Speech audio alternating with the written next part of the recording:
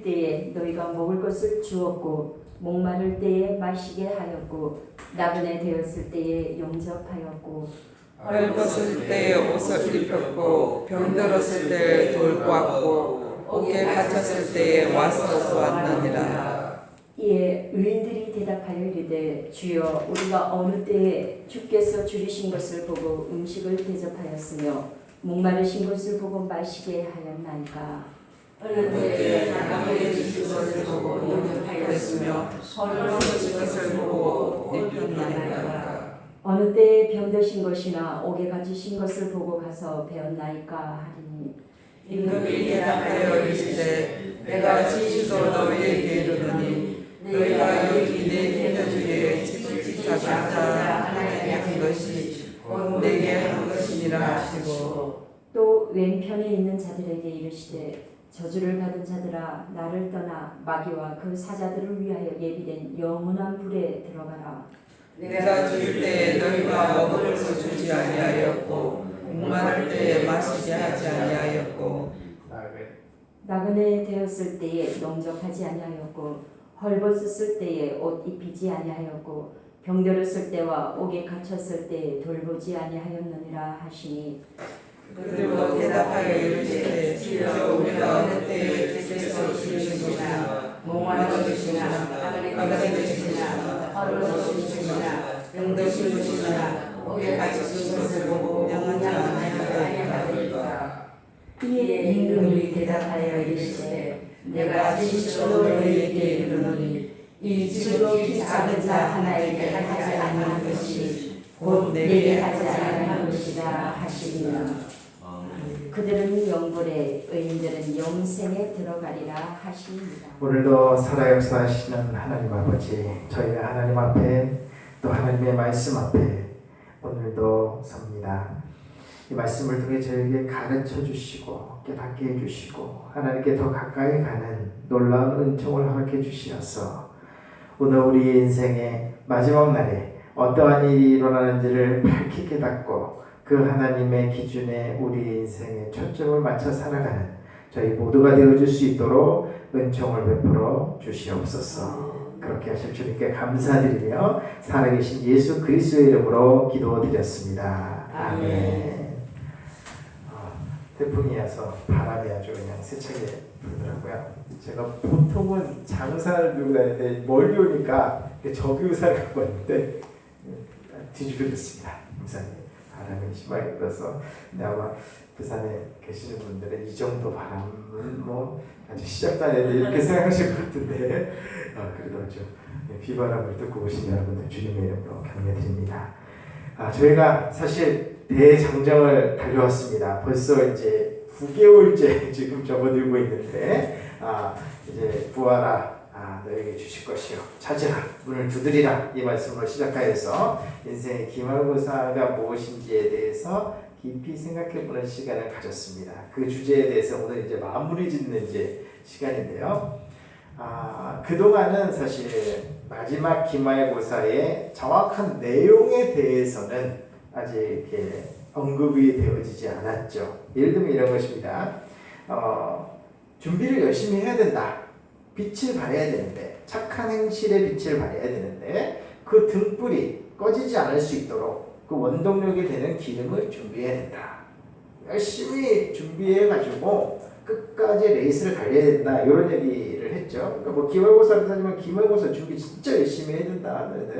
에너지가 딸리면 안 되고 끝까지 그걸 유지할 수 있는 원동력의 원자를 잘 찾아가지고 스스로 동기부여를 잘 해가지고 기말고사 준비를 열심히 해라. 이런 얘기를 한 것이고 그 다음에 두 번째는 지난번까지 살펴봤던 달란트 비유는 그래 열심히 준비를 해야 되는 뭘 준비해야 되냐 뭔가 남기는 것에 대해서 준비를 해야 된다. 심지어는 이자라도 남겨야 되지 남기지 못하면 악하고 게으른 종이라고 책망을 받게 된다.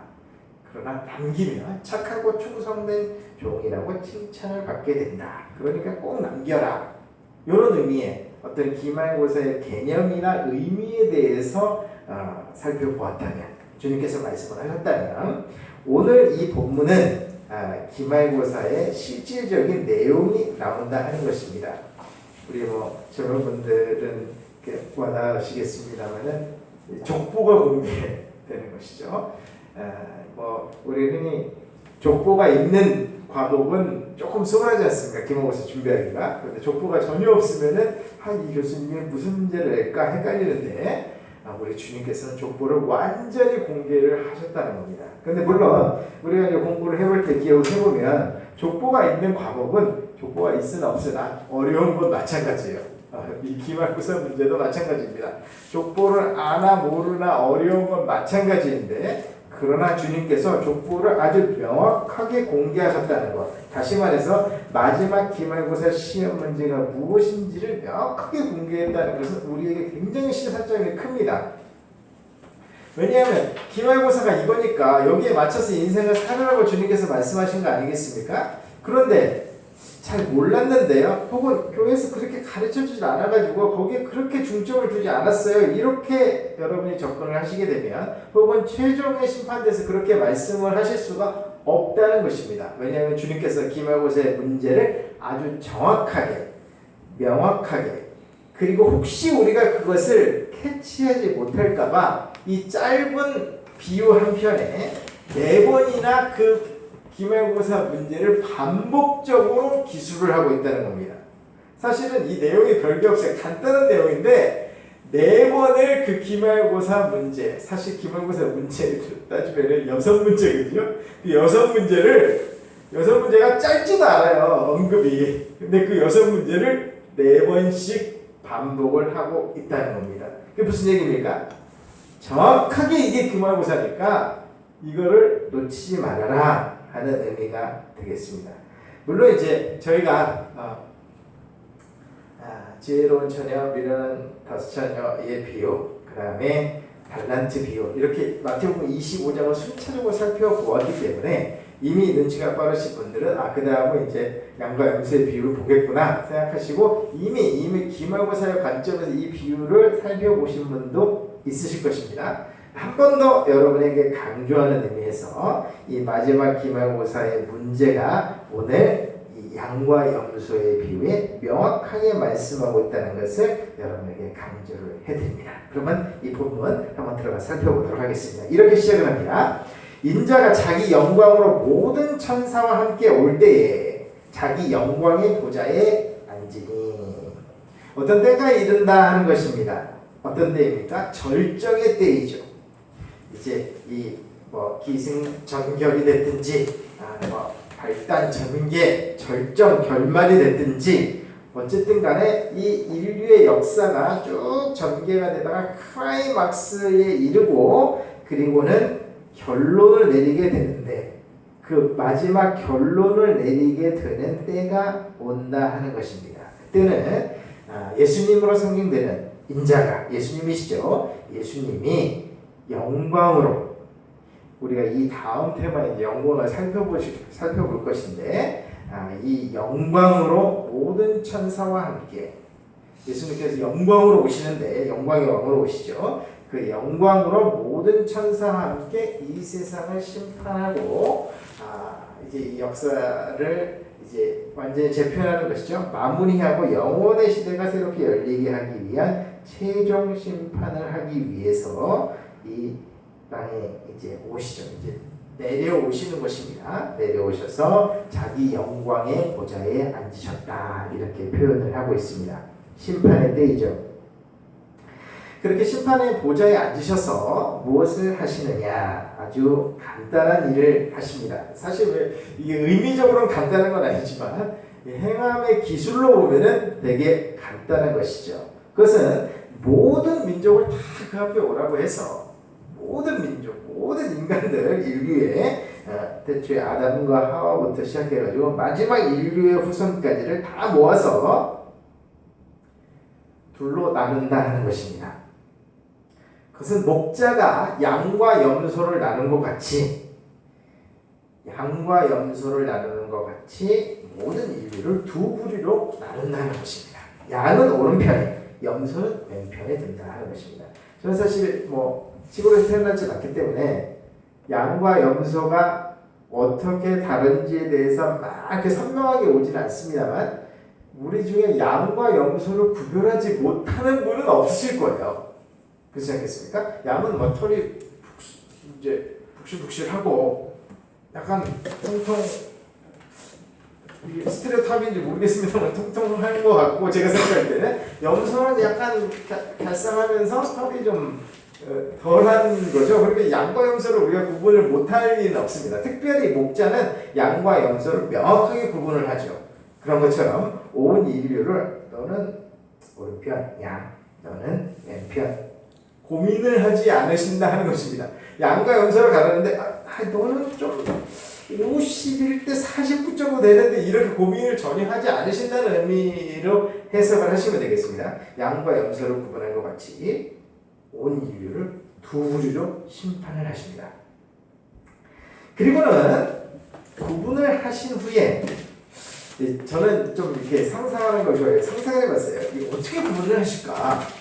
그 OX 퀴즈 옛날에 TV에서 막 하는 게 있지 않습니까? 그럼 이제 5초 남았습니다. 옮기십시오. 빨리 옮기십시오.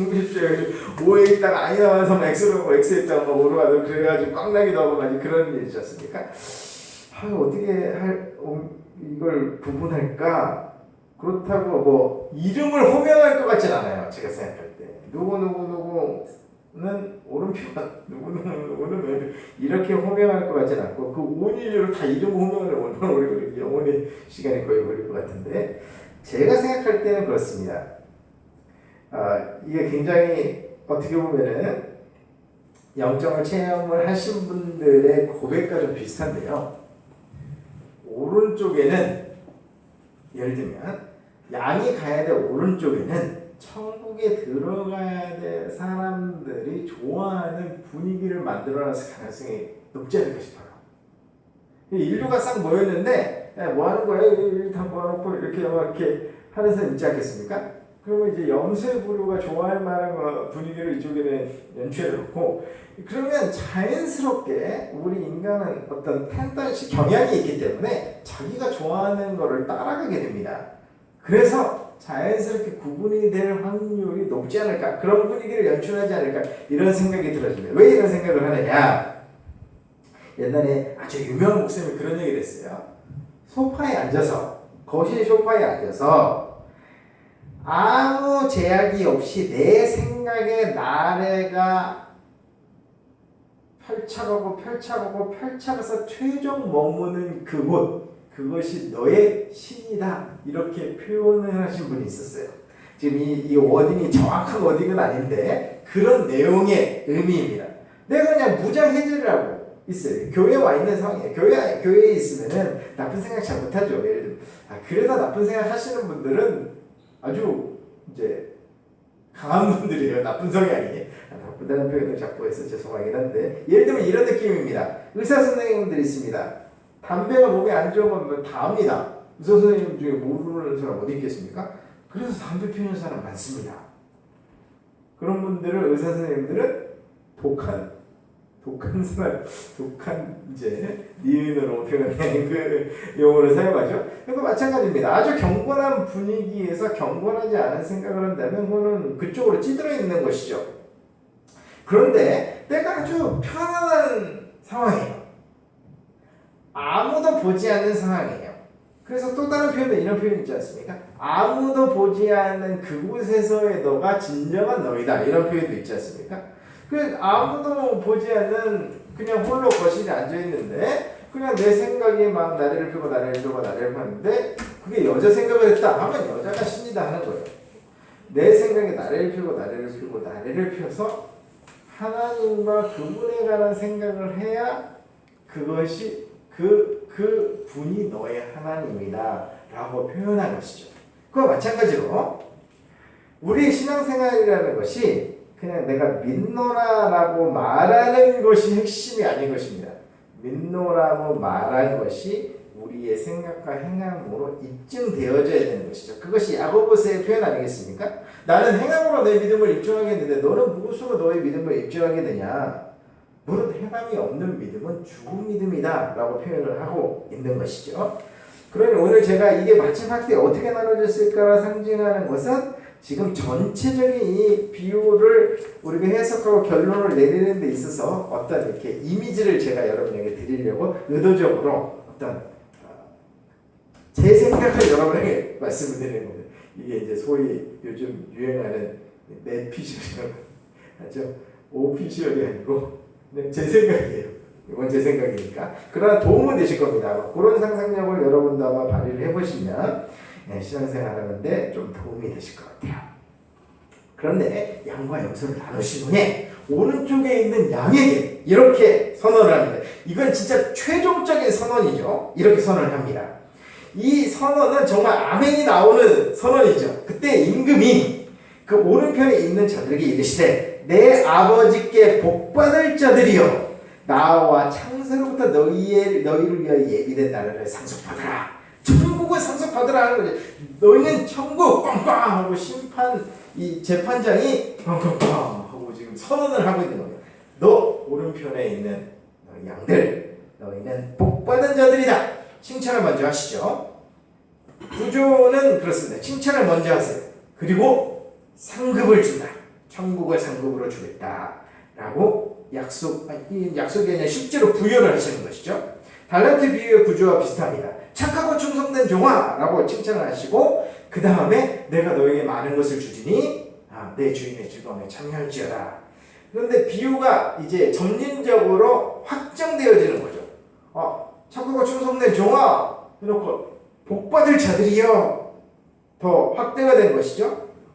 그래 내가 너한테 많은 거 줄게. 최종적으로 천국을 너에게 상급을 주겠다 하고 이게 지금 점점 발전을 하고 있는 것입니다. 여러분이 이 선언을 다 받으실 수 있기를 주님의 이름으로 축복을 드립니다. 여러분이 정말 하나님의 이 심판대 앞에 섰는데 주님이 복받을 자들이여 이 연락교회에 있는 모든 성도님들 복받을 자들이여 나와 창세로부터 너희를 위하여 예비된 이 영원한 나라 하나님의 나라 천국을 상속받으라 라는 선언을 들으실 수 있는 저와 여러분들 되시기를 주님의 이름으로 축복드립니다. 그러려면 이 마지막 기말고사 통과를 해야 되겠지요.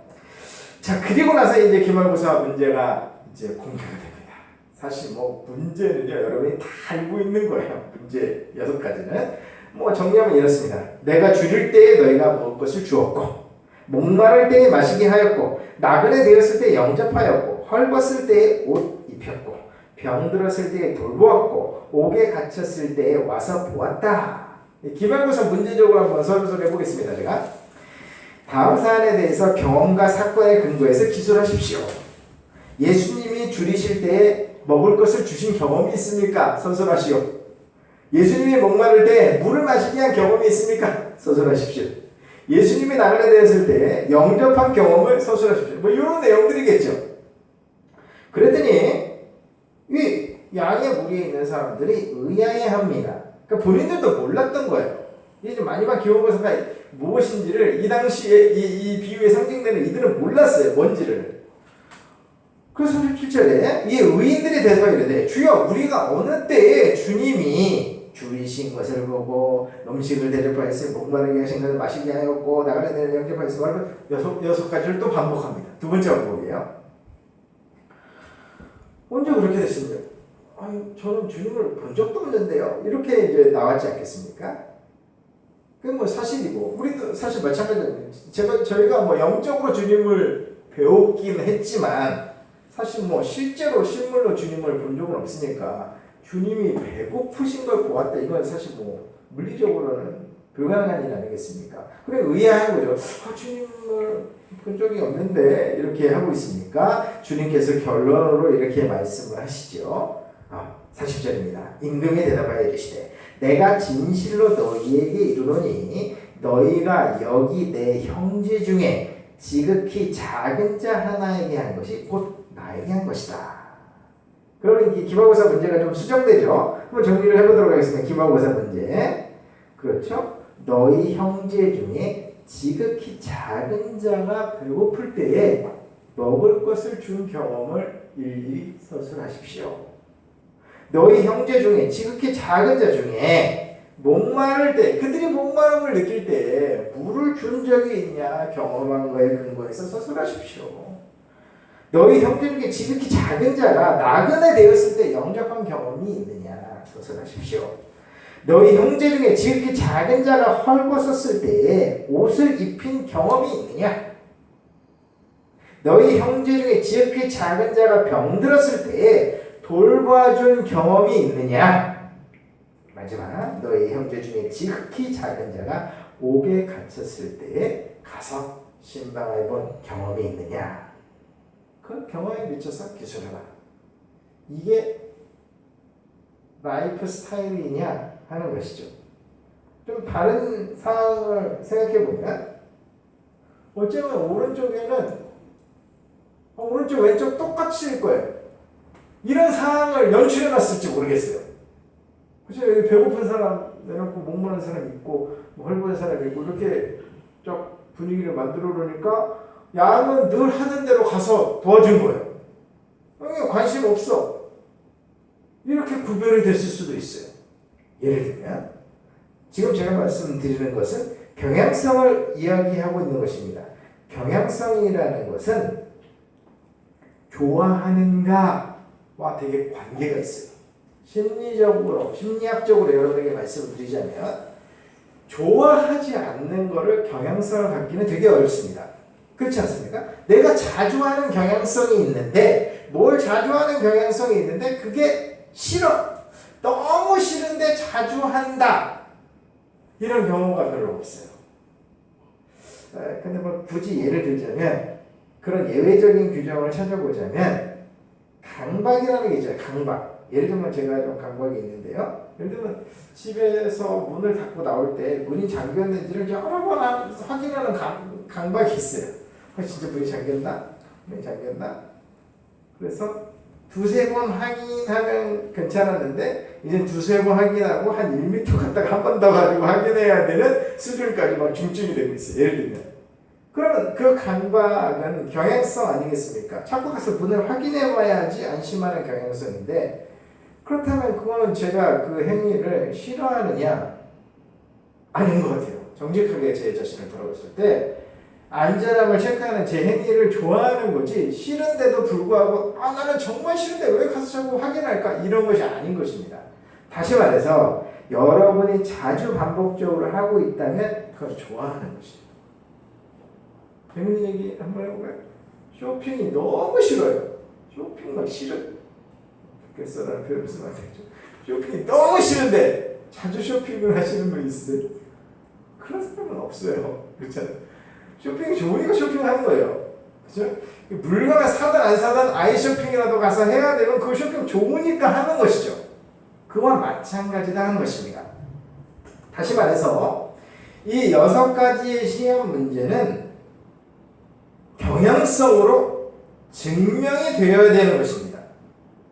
이게 싫은데도 불구하고 처음에는 하나님의 말씀이니까 할 수 있어요. 그렇게 시작하는 겁니다. 처음에는 이거 힘든데 내가 이거 잘 못하겠는데 꼭 이렇게 해야 돼 라는 생각으로 시작할 수 있습니다. 처음에는 전부 다 그렇게 시작을 하는 겁니다. 그러나 이것이 기말고사까지 쭉 가려면 이것이 좋아지지 않고서는 하나 말게 되어 있습니다. 한국 교회에 교회를 다니시는 분 중에 몇 %나 양에 속할 거라고 생각하십니까, 여러분? 이거 밑에 위험한 발언이긴 한데요. 일반적으로 어떤 조직이든지 그 조직의 진실성을 가지고 있는 퍼센티지를 한 20% 정도 본다고 합니다. 20% 정도 본다고 하는데 한국교회뿐만 아니라 전 세계에 영적인 체험을 하신 분들이 고백하는 숫자가 있어요. 뭐 그게 맞다 틀리다 이거는 잘 모르겠어요. 그런데 한 5% 정도 되지 않겠냐 이렇게 예측을 하더라고요. 그건 뭐 우리나라 교회뿐만 아니라 대한민국 교회뿐만 아니라 전 세계 교회를 통틀어서 얘기를 하는 것입니다. 다시 말해서 그 퍼센티지가 그렇게 높지 않다는 것인데 우리가 생각을 한번 해봐도 그것도 그럴 것 같은 것이 한국교회 성도님 중에 이 6가지를 경향성으로 가지고 있으면서 이걸 좋아하는 수준까지 간 사람이 몇 명이나 될까 생각해보면 많지 않을 거예요. 그런데 마지막 기말고사는 이거라고 지금 성경에 얘기하고 있으니까 지금 현실과 이 말씀이 굉장히 괴리감이 있는 겁니다. 이걸 우리가 명확하게 생각을 해야 됩니다. 그리고는 이제 기말고사가 뭐 여러분에게 공개된 것도 있고 이미 알고 있는 것이 확인된 것도 있고 할 텐데, 기말고사가 이렇게 확인되고 나면 두 가지 반응이 일어나요. 첫째는 이거라면 내가 할 만한데 이렇게 하시는 분이 있어요. 이런 걸 좋아하시는 분들이 있거든요.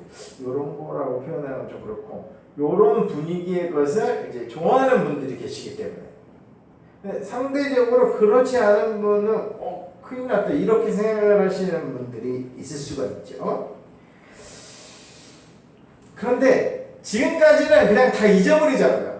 제가 뭐 함부로 그렇게 말씀을 드릴 수는 없을 것 같은데, 지금까지는 몰랐다 치고 기말고사가 이건지 몰랐는데요, 제가 엉뚱하게 살았네요. 지금 30년, 40년, 50년, 60년 뭐 이렇게 오랫동안 인생을 살았는데 기말고사 모르고 제가 살았어요. 허송세월을 한 것 같아요. 잘 모르겠어요. 그래도 한 50점은 될 것 같은데, 60점은 될 것 같은데 막 여러 가지 생각이 교차하시잖아요. 그냥 과거는 잊어버려 보자고요. 중요한 건 앞으로부터 아니겠습니까? 명확하게 지금 기준이 제시되고 있으니까 이 앞으로는 이 기준에 맞춰서 우리 인생을 살아가야 되지 않겠습니까? 그런 방향 전환을 하는 것을 우리는 아주 고급스러운 표현으로 뭐라고 표현하냐? 회개라고 표현하죠. 하나님의 말씀의 기준이 명확하게 선명하게 다가오니까 우리 옛날에 오카네 목사, 황인조 목사님 표현한 대로 불을 딱 켰어요. 어두운 방에 불을 딱 켰어요. 그랬더니 거울이 딱 보이는 거지. 내 모습이 하나님의 말씀과 너무 동떨어져 있다는 거울이 딱 보이는 거죠. 자기 모습이 발견되어진 것입니다. 그때에 어떻게 하느냐가 과거에 내가 어떤 삶을 살아왔느냐보다 훨씬 더 중요한 것입니다.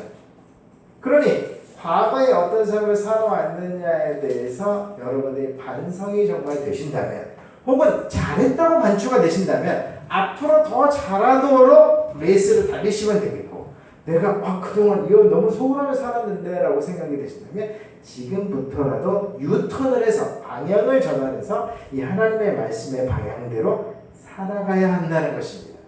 이런 회개가 저의 삶 속에, 여러분의 삶 속에 반드시 일어나기를 주님의 이름으로 부탁을 드립니다.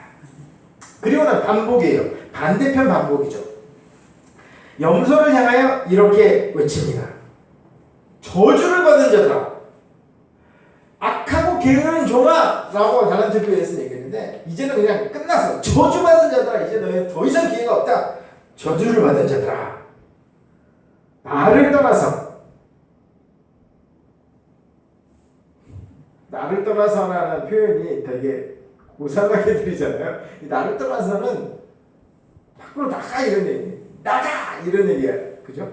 나를 떠나서 나가서 마귀와 그 사자들을 위하여 예비된 영원한 불에 들어가라, 지옥불에 들어가라 라고 마지막 심판 선언을 하고 계시는 것입니다. 그러니 우리는 절대로 어떤 경우에라도 이 염소의 부류에는 들어가서는 안 된다는 것이죠. 그랬더니 역시나 이 염소의 부류에 있는 사람들도 일단 불복을 했어요. 자, 심판 선언이 있고 재판장처럼 그렇게 하는 근거는 6가지 기말고사 시험 문제 때문이다 하면서 1, 2, 3, 4, 5, 6 세 번째 반복적으로 표현을 했어요. 그랬더니 우리가 주님을 만난 적도 없는데 언제 주님이 배고픈 거를 내가 외면했습니까? 하면서 이제 항변을 하게 되죠. 내가 언제 주님이 배고플 때 먹을 것을 주지 아니하였고, 나그네 되었을 때, 목마를 때, 헐벗었을 때, 옷 입지 아니하였을 때, 병들었을 때, 오게 갇혔을 때 돌보지 않았습니까? 공양하지 않았습니까? 그러니까 역시 다시 한번 주님이 명확하게 말씀을 하십니다. 너희 중에 지극히 작은 자 하나에게 한 것이 곧 내게 한 것이다 라고 말씀을 하고 계시는 겁니다.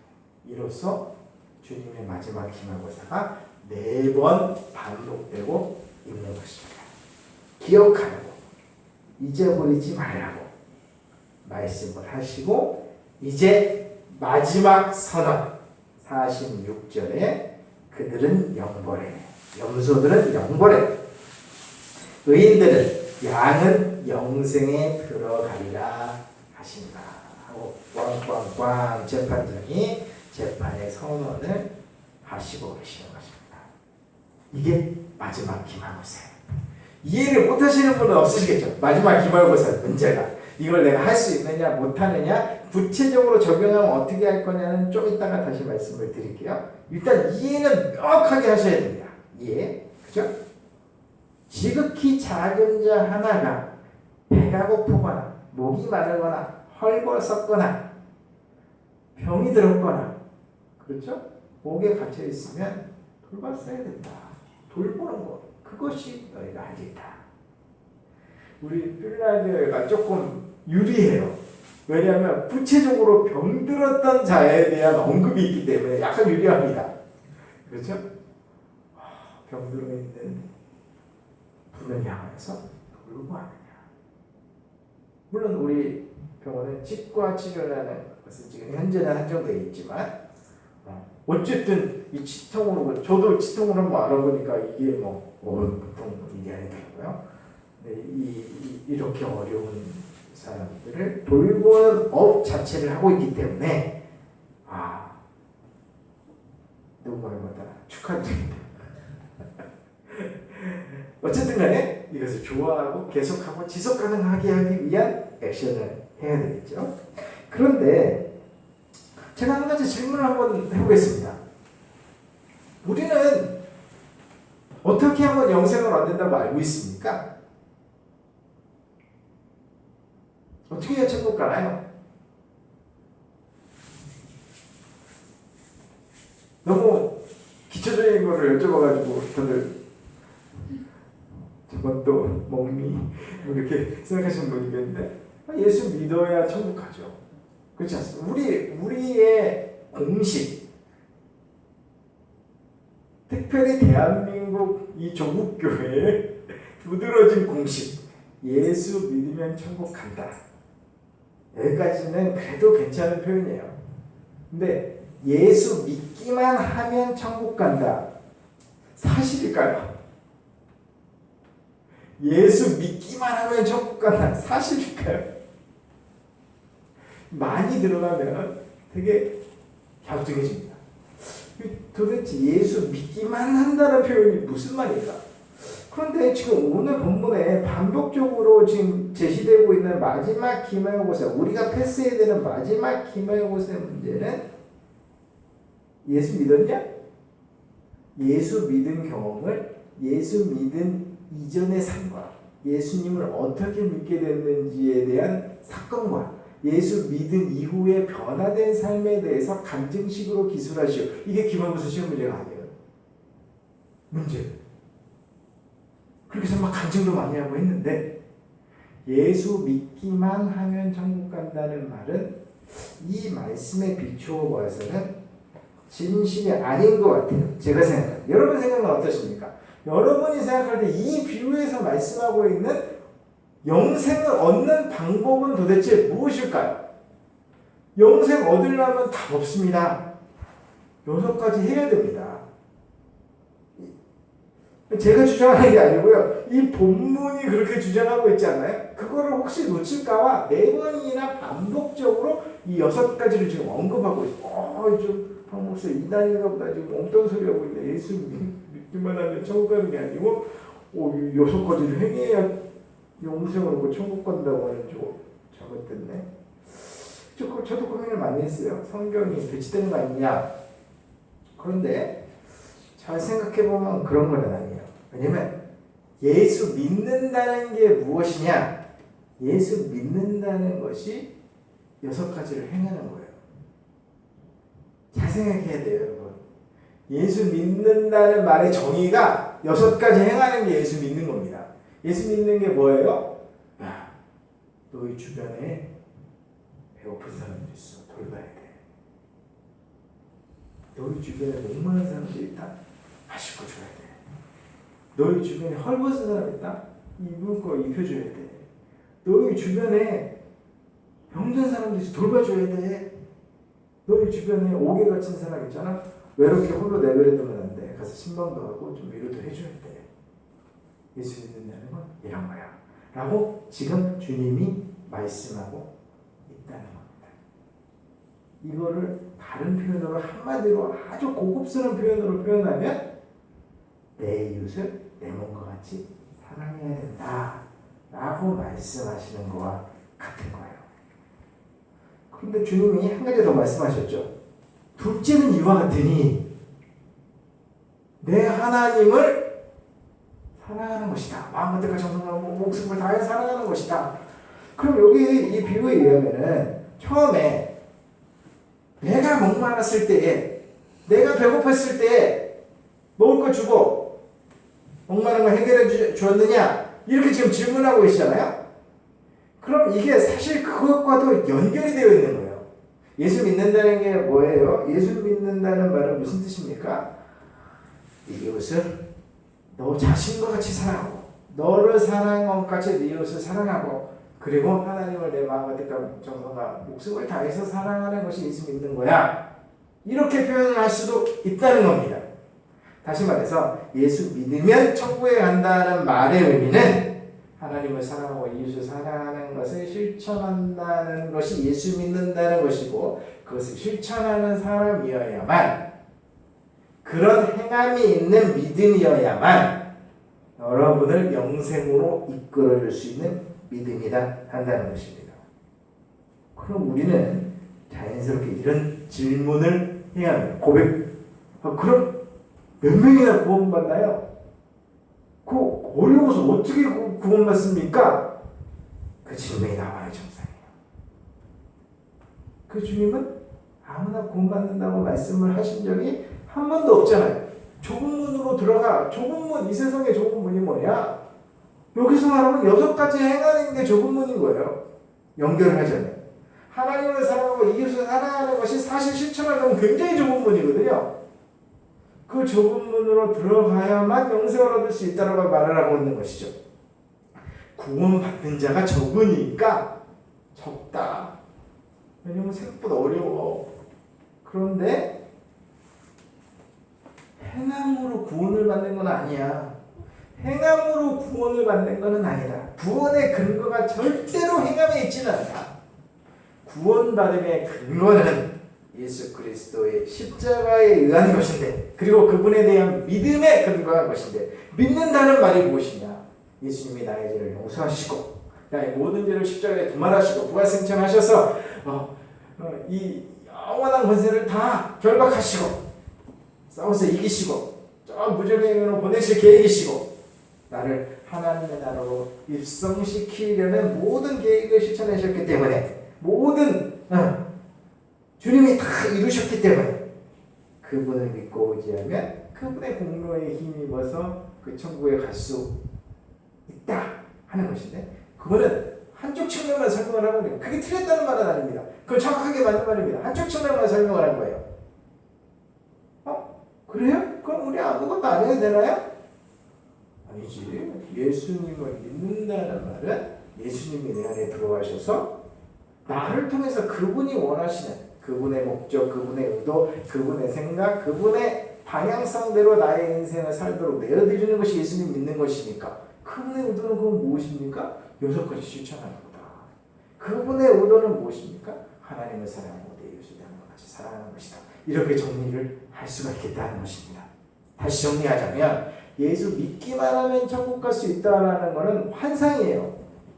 믿기만 한다는 말은 벌써 만이라는 게 들어가니까 약간 이상하지 않습니까? 예수 믿어야 천국 가는 거예요. 예수 믿는다는 말이 무엇이냐? 그 믿음이 살아있으려면 이 6가지를 실천해야 된다. 그러면 행함으로 구원을 받는다는 말이 아니라는 것과는 어떻게 설명을 할 수 있나요? 이게 어차피 내 힘으로는 이걸 못해요. 여러분의 아주 선함으로 지속적으로 이것을 좋아하면서 이 6가지를 행할 수 있는 사람은 인류에 아무도 존재하지 않습니다. 그래서 그분이 힘을 주셔야 돼요. 그분이 공급해 주셔야 돼요. 능력. 그분이 이거를 나의 가치관을 바꿔서 이게 좋아지게 만들어 주셔야 되는 겁니다. 이 부분에 대해서는 혹시 의혹이 해소가 되어 있지 않다고 하시는 분들에 대해서는 추가적으로 나중에 설명을 드리도록 하겠습니다. 왜냐하면 지금 이 6가지의 실제적인 의미를 여러분에게 말씀드리기 때문에. 자, 그렇다면 이 6가지로 표현되어져 있는 것, 사실은 뭐 다양하게 표현이 되어 있습니다만 어려움 당한 사람 도와줘라 이런 얘기입니다. 그렇지 않습니까? 어려움 당한 사람 도와줘라 하는 것인데 그게 실질적으로 우리의 삶 속에 어떤 의미를 가지는가? 우리 주변에 돌아봤을 때 배고픈 사람 별로 없는 것 같은데, 목마른 사람은 별로 없는 것 같은데 어떻게 해야 되나? 일단 여러분에게 쉬운 것부터 설명을 먼저 드릴게요. 일단 누구한테 먼저 해야 되느냐? 그 설명을 먼저 드릴게요.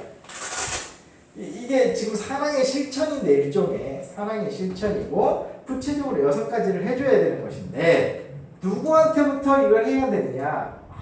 제가 한번 식당을 갔는데요. 무슨 스포츠 채널이 틀어져 있었습니다. 여성들이 나와서 격투기를 하는 막 경기를 했어요.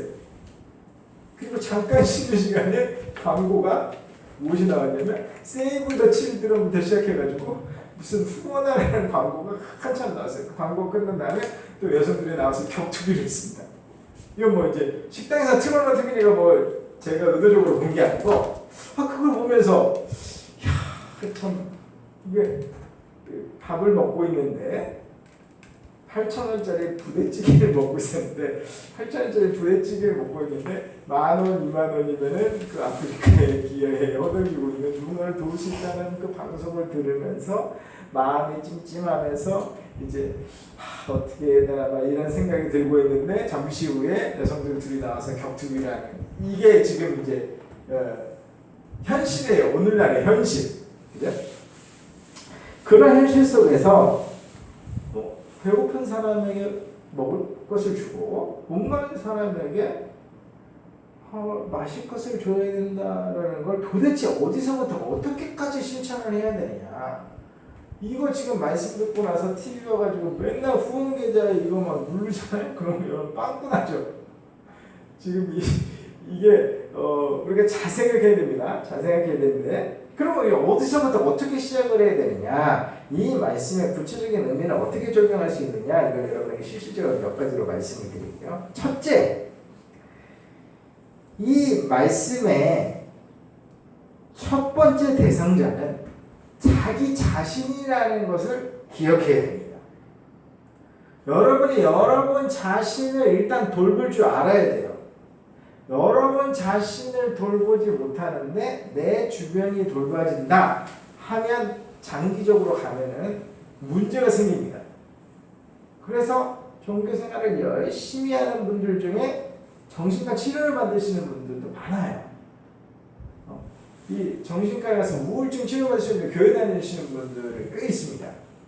그 뭐 멀리 쳐질 게 아니라 목사님들도 많고 목사님 사모님들도 많아요. 왜냐면 심리적으로 되게 어려운 일이니까. 뭐 그게 좋다 나쁘다 이런 얘기를 하는 것이 아니라 지금 이 돌봄의 방향성이 어디서부터 시작되어야 되는지를 여러분에게 체계적으로 말씀을 드립니다. 일단은 여러분 자신을 채워드려야 돼요. 채워야 해요.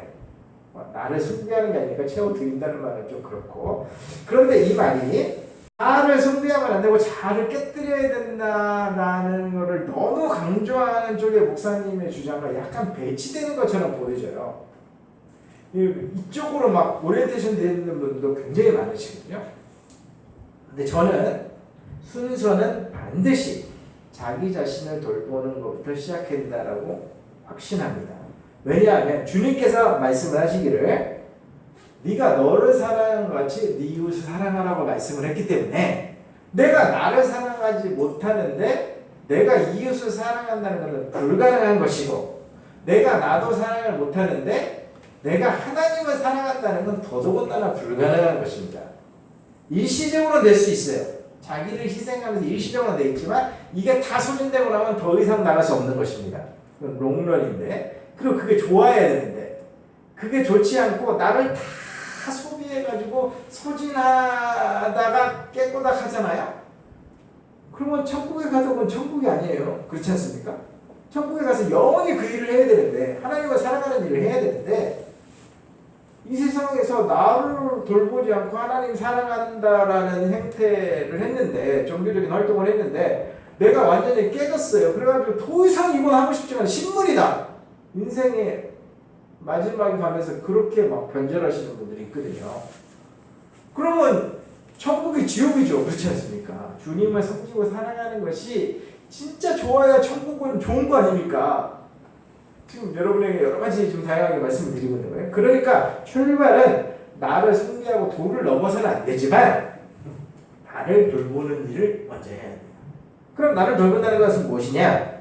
인생의 목마름은 세 가지로 카테고리를 만들 수가 있어요. 지금 시간이 일정하기 때문에 좀 빨리 설명해 드릴게요.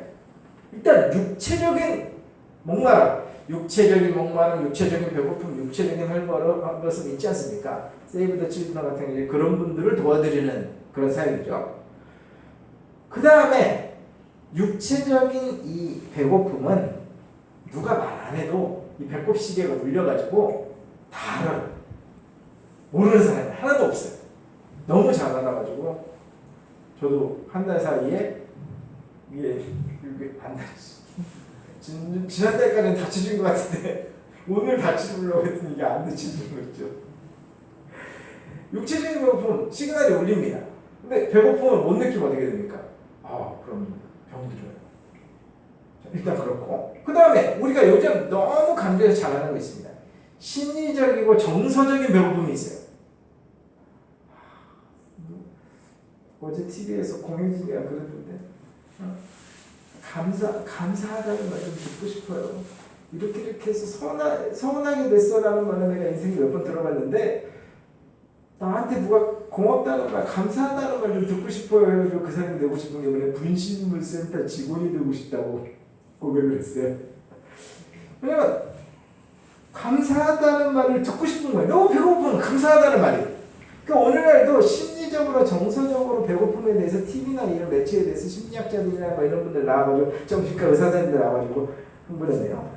막 지금 가르쳐주고 있기 때문에 이제 심리적 배고픔도 이제 느껴요. 정서적 배고픔, 심리적 배고픔 채워줘야 됩니다.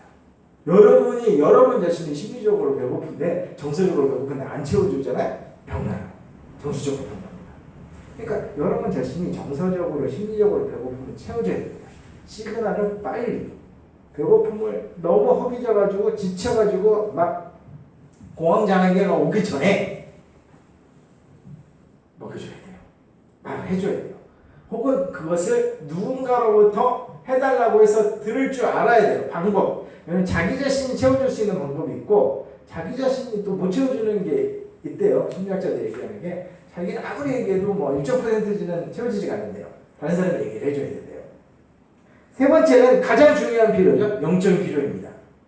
영적인 필요는 잘 느끼지를 못해요. 그래서 느낀 자는 복이 있는 거죠. 그리고 그 필요를 채워줘야 됩니다. 그거를 마태복음에서는 5장에서는 심령이 가난한 자라고 표현했습니다. 그 부분에서는 조금 더 나중에 기회가 되면 말씀드릴게요. 정리하자면 우리의 필요라는 것은 세 가지, 육체적인 필요, 정서적인 필요, 그리고 영적인 필요가 있는데 이 모든 필요를 채워줘야 한다는 것입니다. 나의 필요부터 채워줘야 돼요. 나의 필요가 어느 정도 찼다고 하면 거기에 만족하고 거기에 머무를 게 아니라 내 가족의 필요부터 채워줘야 됩니다. 순서는 그 다음엔 내 가족이에요. 저 멀리 이웃나라 북한 뭐 이런 거 아니에요. 절대 아닙니다. 절대로 제가 표현드렸어요. 그 다음은 가족이에요. 가족은 늘 배워오고 나도 칭찬하는 건 듣고 싶어 하고 있는데 멀리 있는 저 사람만 칭찬하고 있다 하면은 이건 방향이 좀 잘못된 거예요. 일단 내 가족부터 채워줘야 돼요. 안 채워주다 채워주잖아요? 우리 엄마가 이상해 이렇게 할 수도 있어요. 지혜롭게 뜬금없이 하지 말고 어쨌든 표현해줘야 돼요. 사랑한다고 표현해줘야 되고 감사한다고 표현해야 되고 어쩔 때 미안하다고 해야 되고 다양하게 그들의 정서적인 필요 채워줘야 됩니다. 영적인 필요 못 느끼고 있잖아요? 그러면 기도해야죠. 느낄 수 있도록. 내 자녀가 못 느낄 수도 있고 우리 부모님이 못 느낄 수도 있고 다양하지 않습니까? 영적인 필요를 느끼지조차 못하고 있다면 그 필요를 느낄 수 있도록 기도를 해야 되고 필요를 못 느끼는 사람은 옥에 갇힌 사람에게 속하는 거예요. 자기 생각, 하나님을 대적하여 높아진 자기 이론이 그 사람을 옥에 가두어서 자기 필요를 보지 못하도록 하는 것이죠. 자, 정리해 볼게요.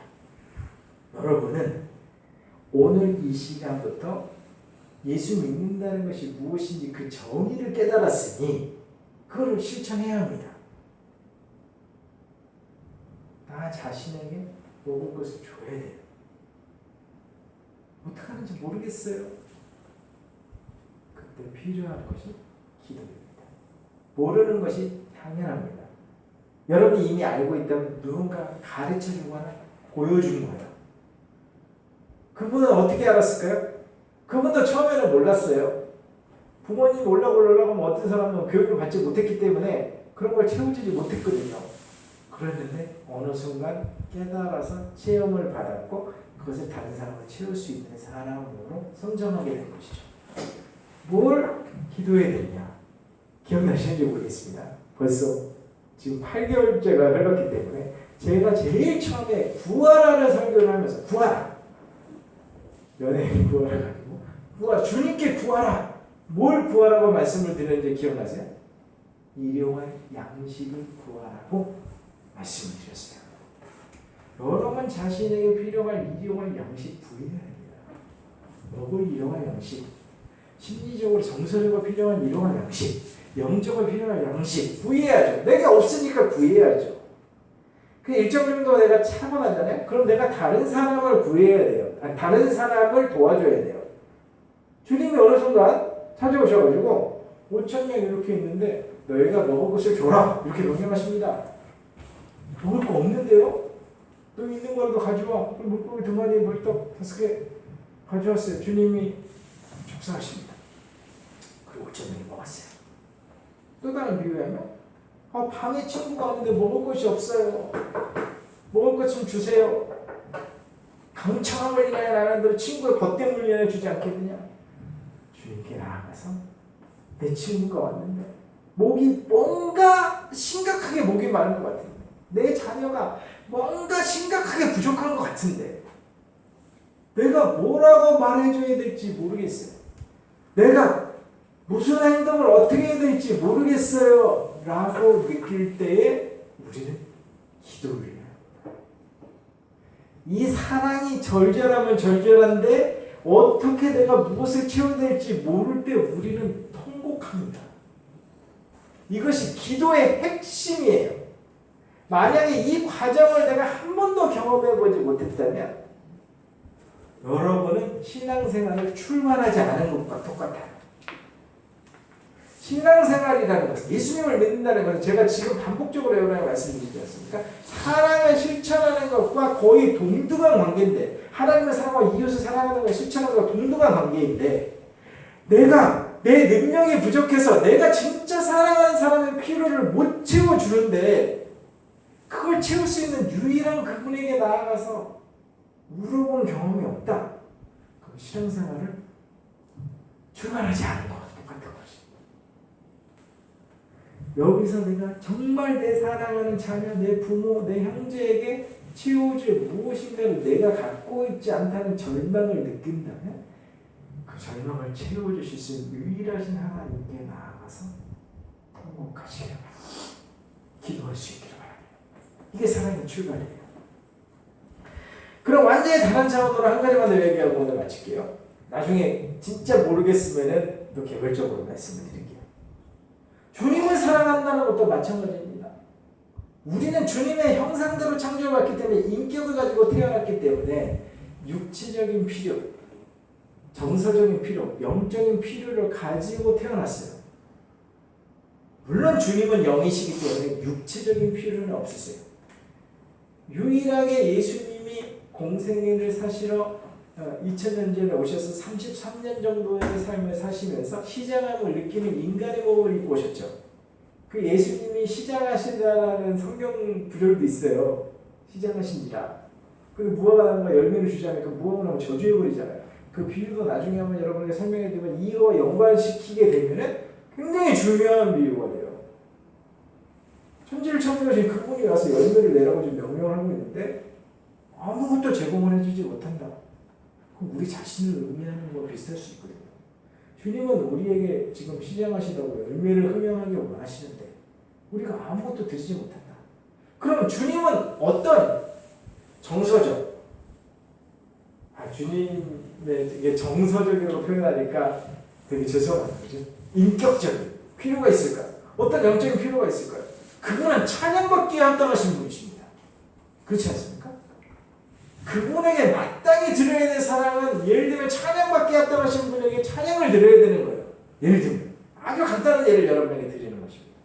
그분이 모든 문제를 해결하실 수 있는 전지전능하신 하나님이시기 때문에 그분이 존중받아야 되는 건 우리의 깊은 기도.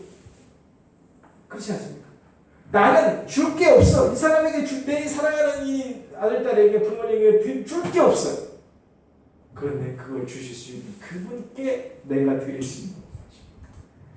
당신만이 이 필요를 채워주실 수 있으니 나를 도와달라는 행복한 기도가 그분께 흠양될 수가 있는 것입니다.